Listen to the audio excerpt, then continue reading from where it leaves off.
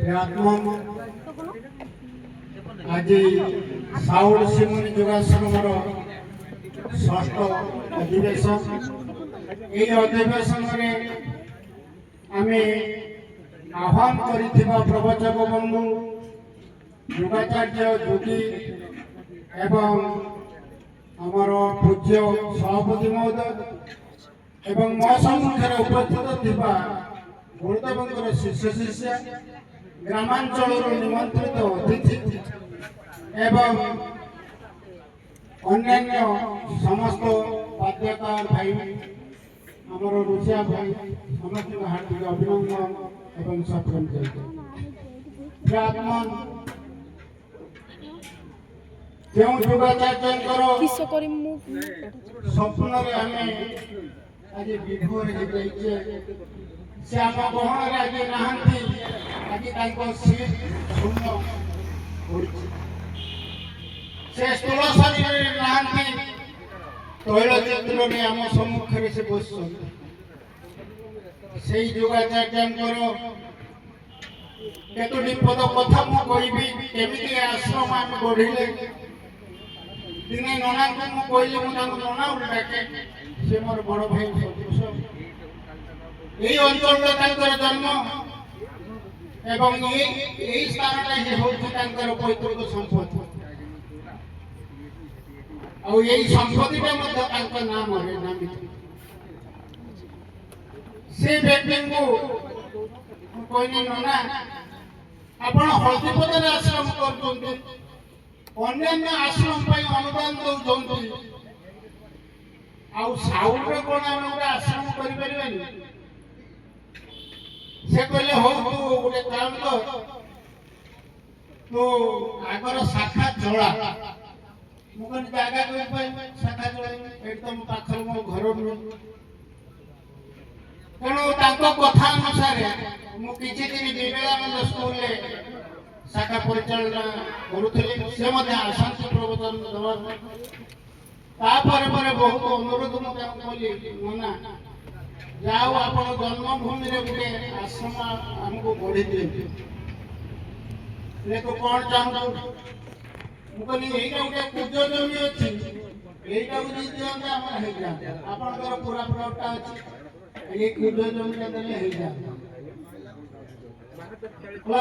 ମୁଁ ତ ଏଠି ରହୁନାହିଁ, ମୁଁ ତ ବାଲେଶ୍ୱର ରହୁଛି, କେମିତି ଆଶ୍ରମ ହବ? ଆମର କର୍ମକର୍ତ୍ତା ବନ୍ଧୁମାନଙ୍କୁ ମୁଁ ଡାକିଲି। ଆମ ଶାଖାରେ ଯେଉଁମାନେ ନିପୁଣ କର୍ମରତ ଏବେ ସୁଦ୍ଧା ତାଙ୍କ ସଜେସନ ଦେଲି ଏବଂ ତାଙ୍କର ନନାଙ୍କର ଇଚ୍ଛା ଶକ୍ତି ଏବଂ ଆମର ମନୋବଳ ଦ୍ୱାରା ଏ ଆଶ୍ରମ ଗଢ଼ି ଉଠିବ। ଏ ଆଶ୍ରମର ଗଢ଼ି ଉଠିବା ସଙ୍ଗେ ସଙ୍ଗେ ସେ ପ୍ରତ୍ୟେକ ମାସ ଆମର 4ଟି ଭାଇ ସେ ବନେଇ ଦେଇ ଯାଇଛନ୍ତି। କହିଲେ 4ଟି ଭାଇ କହିଲେ ଗୋପାଳପୁର, ସାଉଳ, ସ୍ୱର, କୋଡ଼ିଓଲି। ଏ 4ଟି ଜାଗାକୁ ପ୍ରତ୍ୟେକ ମାସ ସେ ଆସନ୍ତି ଏବଂ ଠିକ୍ ଟାଇମରେ ପହଞ୍ଚିବେ। ତାଙ୍କ ପାଖରୁ ମୁଁ 2ଟି କଥା ଶିଖିଛି।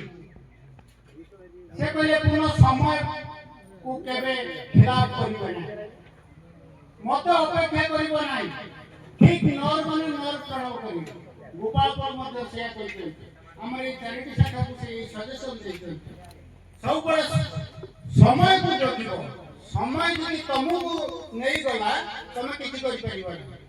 ଦେଖିବା, ଯିବା, କରିବା, ଏସବୁ ତାଙ୍କ ପାଖରେ ଶବ୍ଦ ନଥାଏ। ତେଣୁ ତାଙ୍କର ଯୁଗ ଶିକ୍ଷାର ଅନୁପ୍ରାଣିତ এই 4ଟି ଶାଖାରେ ଏତେ ଶୃଙ୍ଖଳିତ ପରିମାର୍ଜିତ ଶିଶୁ ଶିଷ୍ୟମାନେ ସେ ଗଢ଼ିଛନ୍ତି, ଜଣେ କେହି ଭୁଲ ବୋଲି କହିପାରିବନି। ସବୁବେଳେ ତାଙ୍କର ଗୋଟେ ଡିସିପ୍ଲିନ ମେଣ୍ଟେନ କରିବାଟା ଥିଲା ପ୍ରଥମ କାରଣ। ସେ ଯେ ସତ୍ସଙ୍ଗକୁ ଯାଆନ୍ତୁ, ଟିକେ ଯଦି ଡିଷ୍ଟର୍ବାନ୍ସ ହେଲା ସେ ବିରକ୍ତ ହେବେ। ସାଇଲେନ୍ସ ମାନେ ସାଇଲେନ୍ସ, ଇଏ ହେଉଛି ତାଙ୍କର ଗୋଟେ ଥିଲା ଜୀବନର ବ୍ରତ। ଏବଂ ସେଇ ଶିକ୍ଷାରେ ଆମେ ଅନୁପ୍ରାଣିତ ହୋଇଛୁ। এই 4ଟି ଶାଖାର କେବଳ ଯେ ସାଉଳ ଶାଖା ନୁହେଁ, এই 4ଟି ଶାଖାରେ ଆମେ ଶୃଙ୍ଖଳିତ ପରିମାର୍ଜିତ ଏବଂ ଅତି ଭଦ୍ର ଭାବରେ ଆମେ କାର୍ଯ୍ୟକୁ କଲା। ତେଣୁ ଆଜିକାଲି এই ଜ୍ଞାନ ଯଜ୍ଞରେ ଆମର କର୍ମକର୍ତ୍ତା ବନ୍ଧୁମାନଙ୍କ ଦ୍ୱାରା ଯଦି କିଛି ସାମାନ୍ୟ ତ୍ରୁଟି ଥାଏ ତାହେଲେ କ୍ଷମା ଦେବେ। କାରଣ ସମୂହ ସ୍ୱାର୍ଥକୁ ଦୃଷ୍ଟିରେ ରଖି ଆମର ମୁନି ମତିମାନେ ତ କେବେ ବିସମ୍ବଳିତ ନୁହନ୍ତି। ସେମାନେ ନିଜ ସମୂହ ବୋଲି ଭାବି ତାକୁ ହୃଦୟର ସହକାରେ ତାକୁ ତୁଲେଇଲେ। ଏଇ ସଜେସନ ଦଉଛେ। ତାପରେ ଆମେ এই যুবজন গুরুদেব এই অঞ্চল কাহিঁকি ଆମେ সেই উদ্দেশ্য ଟିକେ କହିବୁ। ତାପରେ ଆମର ବଡ଼ ବଡ଼ ବକ୍ତା ଅଛନ୍ତି ସେମାନେ ଆପଣଙ୍କୁ କହିବେ କାହିଁକି କଲେ ମୁଁ ନନା କହି ନନା ଏ ଅଞ୍ଚଳର ଯୁବ ଶିକ୍ଷାର କେନ୍ଦ୍ର ପ୍ରଥମେ ଥିଲା କିନ୍ତୁ ସେଟା କାଳକ୍ରମେ ସେଟା ହଜିଗଲା। ତାପରେ ପୁନରୁଦ୍ଧାର କରାଯାଇଛି। আর কারণ ହେଲା গুরুদেব কହୁଛନ୍ତି যোগ স্বাস্থ্য আত্মজ্ঞাନ ସ୍ୱତନ୍ତ୍ର ବିଚାର। এই ଚାରିଟାକୁ ପ୍ରଚାର କରିବା ପାଇଁ ଆମେ ଶାଖା ଗୁଡ଼ିକ ଏ ଅଞ୍ଚଳରେ ସେ ଗଠନ କରାଯାଇଛି। ତେଣୁ ପ୍ରିୟ ବନ୍ଧୁ ତେଣୁ ଆମେ ଚାରିଟି ଜିନିଷ ପଛରେ ବନ୍ଧନରେ ପଡ଼ିଛୁ। ଗୋଟେ ହେଉଛି ଧନ, ଗୋଟେ ହେଉଛି ଜନ, ଗୋଟେ ହେଉଛି ধন জন জীবন যৌবন এই চারিটিরে আমি পড়িতে বন্ধন। ধন কিন্তু অচলাচল সম্পত্তি আমার হয়েছে। জন মানে মো পরিবার কিন্তু ভাল রহবে, ভাল খাইবে, ভাল পিঁধবে, ভাল পড়বে, ভাল উচ্চশিক্ষিত হবে, সে বন্ধনে পড়িছে। তারপরে হল জন জীবন মু বহুত দিন বঞ্চি, বহুত কিছু করিবি। তারপরে যৌবন যৌবন কিন্তু মোর অক্ষুণ্ণ হুয়ে। আমি কেতে প্রকার সামগ্রী কসমেটিক আমি লগাইকি দেহটাকে সফা করি। যেটা ভাই আমার কইগলে যে প্রকৃতর ভিতরটাকে আমি সফা করি করতে কি নাই সেটা দেখুন। যোগী ঋষি মুনি মানে বর্ষ বর্ষ ধরি গাধাନ୍ତି সে কোন শৌচ হউনাহাନ୍ତି না। প্রাণায়াম দ্বারা যোগ দ্বারা এ শরীরকে আপন সুস্থ সবল বলবান ধনবান জ্ঞানবান করিপারে। এই উদ্দেশ্যে নেই গুরুদেব সমাজ মুনি সমাজ স্থাপন কলে এবং সে কহিলে যে লোক অন্ধবিশ্বাসে যে বুড়ি রয়েছেন সে অন্ধবিশ্বাসরে কেমতি পরিবর্তন হব, সেମାନଙ୍କ জীবন কেমতি সুস্থময় হব, নিরোগ রহবে, এই উদ্দেশ্য নেই গুরুদেব সংকল্প করଥିଲେ এবং অখিল ভূমণ্ডলীয় সর্বশ্রমণী মুনি সমাজ স্থাপন করଥିଲେ।